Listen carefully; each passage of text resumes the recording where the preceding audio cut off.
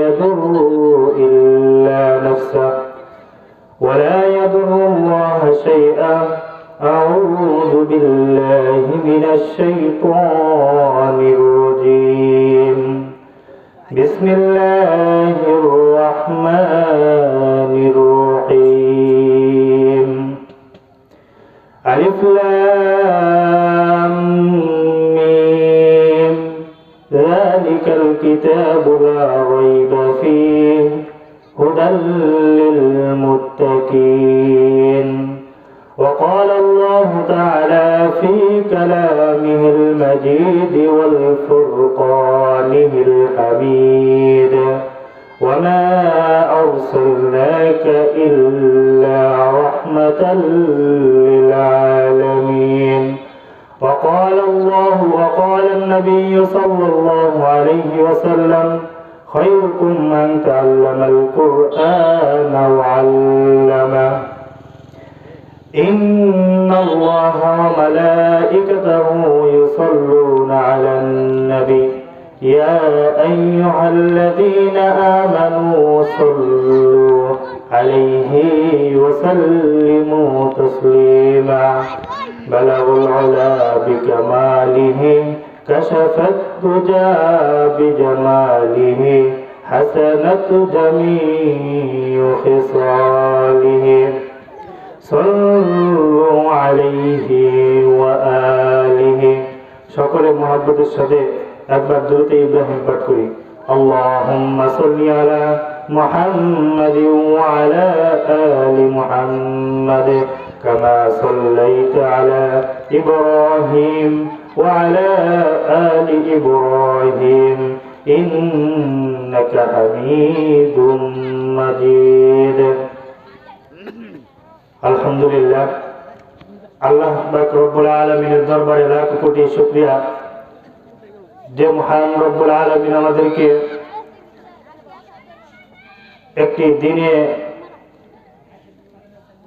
মজলিসে বসার জন্য তৌফিক দান করেছেন, সেজন্য একবার শুকরিয়া আদায় করি আলহামদুলিল্লাহ।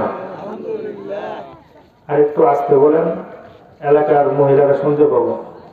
একটু আস্তে বলেন, একটু গলার ভয়েস খাটিয়ে সকলে একবার শুকরিয়া আদায় করেন আলহামদুলিল্লাহ।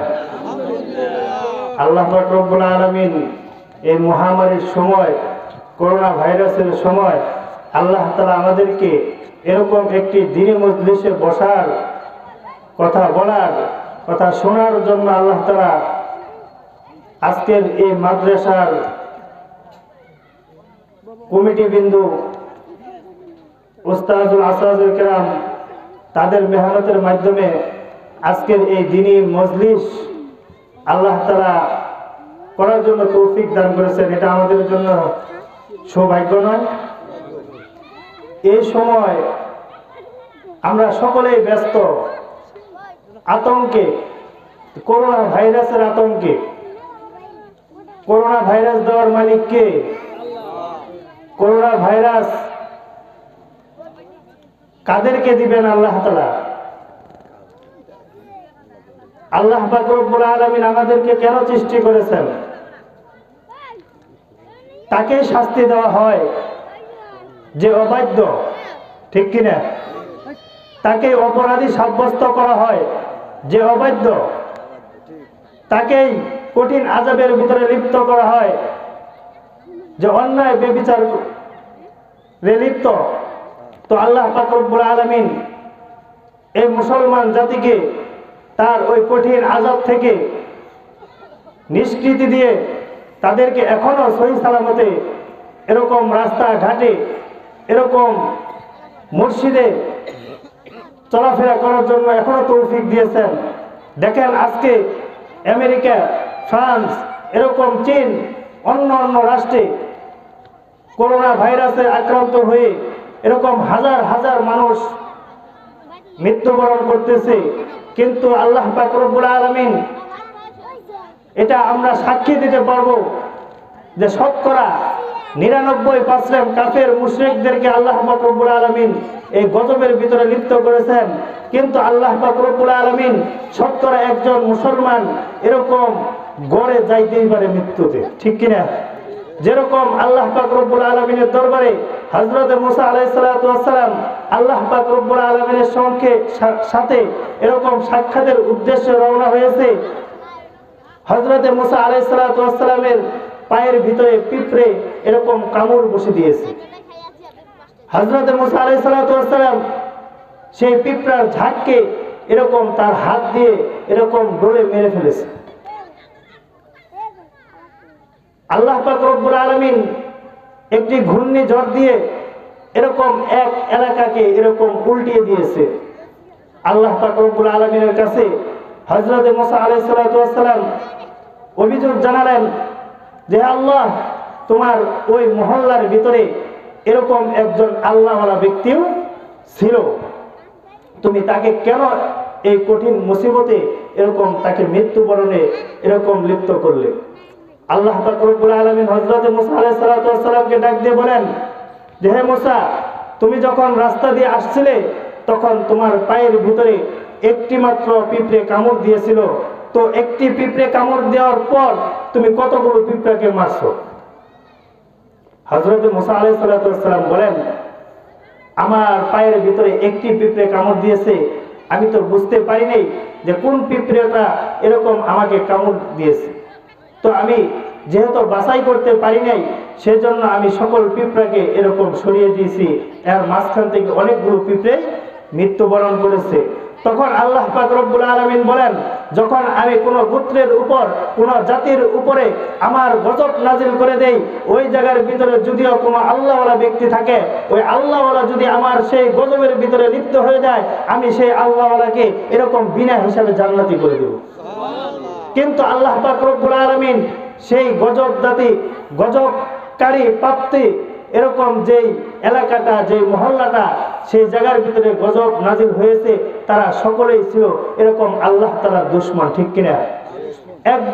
1000 দুশমন মারতে গিয়ে একজন আল্লাহওয়ালা মৃত্যুবরণ করলে এটা আল্লাহ তাআলার কিছু আসা যায় না, বরং ওই আল্লাহওয়ালার সৌভাগ্য যে সে এরকম শহীদী মৃত্যুবরণ করে আল্লাহ তাআলার সাথে জান্নাতে দিদার লাভ করবে। বলেন সুবহানাল্লাহ। তো আমি বলতে চাই, বর্তমান এই করোনা ভাইরাসে যে সমস্ত মুসলমানরা আক্রান্ত হয়েছে, তারা বিনা হিসাবে জান্নাতে প্রবেশ করবে। বলেন সুবহানাল্লাহ।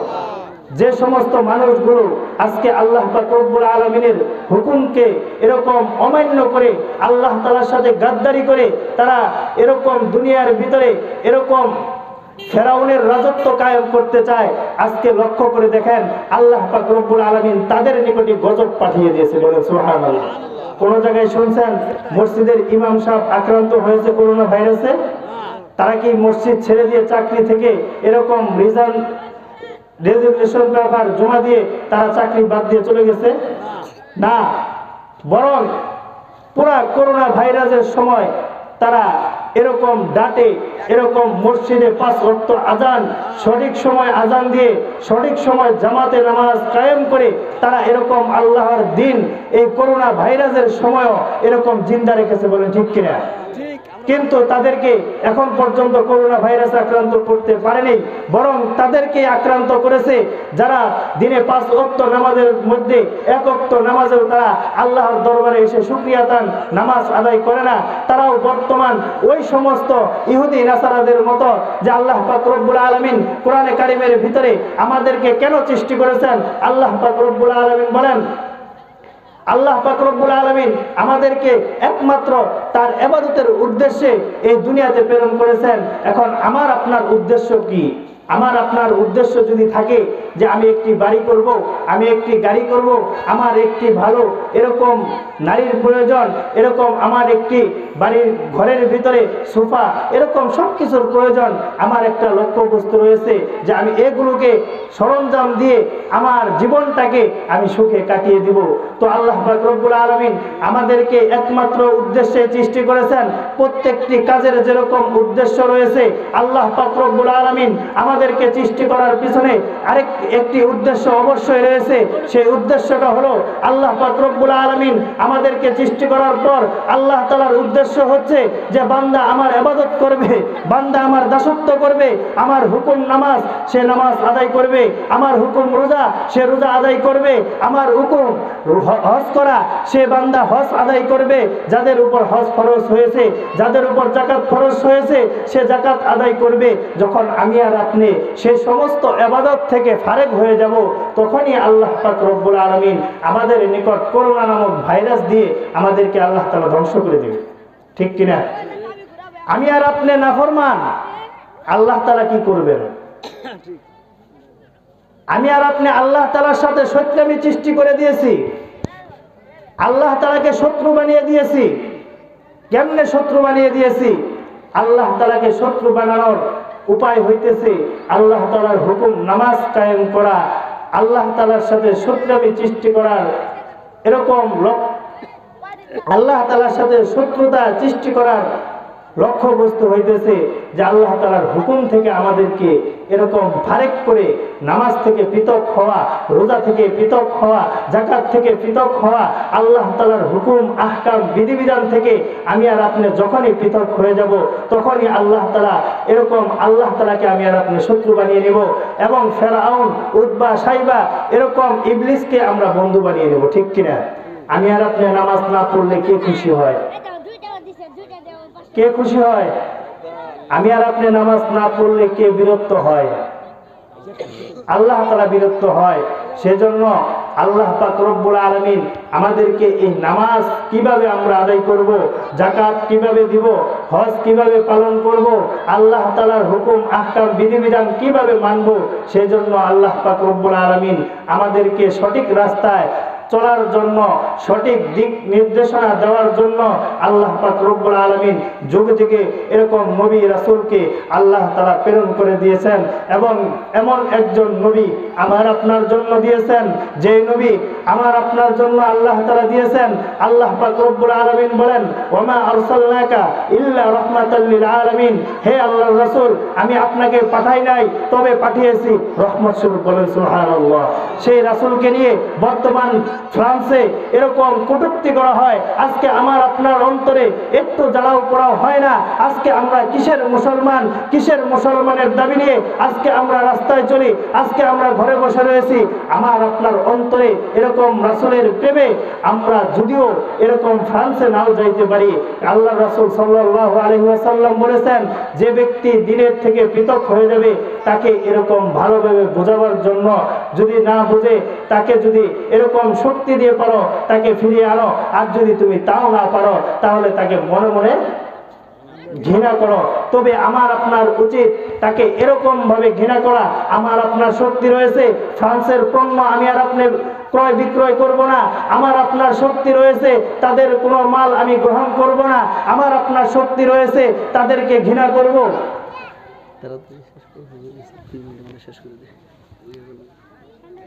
আমাদের যতটুকু শক্তি রয়েছে আমরা ওই শক্তি অনুযায়ী আল্লাহ পাক রব্বুল আলামিনের হুকুম মানার জন্য চেষ্টা করব এবং আল্লাহ পাক রব্বুল আলামিন এই দুনিয়াতে যাকে প্রেরণ করেছেন ওমা আরসালনাকা ইল্লা রাহমাতাল লিল আলামিন, এরকম রহমত স্বরূপ প্রেরণ করেছেন, শুধু তাকে প্রেরণ করে আমার আপনার জন্য আল্লাহ পাক রব্বুল আলামিন ক্ষান্ত হন নাই, বরং আল্লাহ পাক রব্বুল আলামিন দ্বীনের পথে চলার জন্য আল্লাহর রাসূলকে রহমত স্বরূপ পাঠিয়ে দিয়ে আল্লাহ পাক রব্বুল আলামিন তার রাসূলের হাতে কুরআন নামক একটি আল্লাহ পাক রব্বুল আলামিন আরেকটি মাখলুক আল্লাহ পাক রব্বুল আলামিনের কালামুল্লাহ এটাকে পাঠিয়ে দিয়েছে।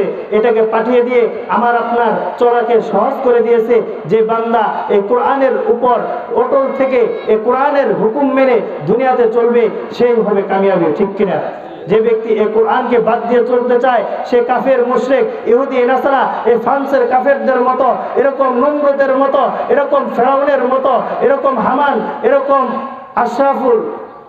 আশরাফ ইবনে কাবের মতো আল্লাহ পাক রব্বুল আলামিনের গজবে লিপ্ত হয়ে তারা এরকম দুলিশাত হয়ে যাবে।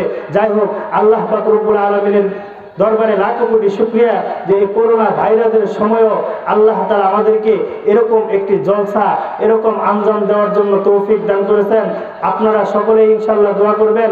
আজকের এই ইসলামী মহাসম্মেলনের প্রধান আকর্ষণ সারা বাংলার আলোড়ন সৃষ্টিকারী হযরতুল আল্লাম হযরত মাওলানা মুফতি ওলিউল্লাহ সাহেব দামাত বরকাতুহুল আলিয়া, আল্লাহ পাক রব্বুল আলামিন সে রাস্তায় তো আমরা ইনশাআল্লাহ এ জায়গায় বসে বসে আল্লাহ তাআলার কাছে দোয়া করি যে আল্লাহ তাআলা যেন এই মাহফিলটাকে শেষ পর্যন্ত আঞ্জাম দেওয়ার জন্য তৌফিক দান করেন। ওয়া আখিরু দাওয়ানা আলহামদুলিল্লাহি রাব্বিল আলামিন। আসসালামু আলাইকুম ওয়া রাহমাতুল্লাহ।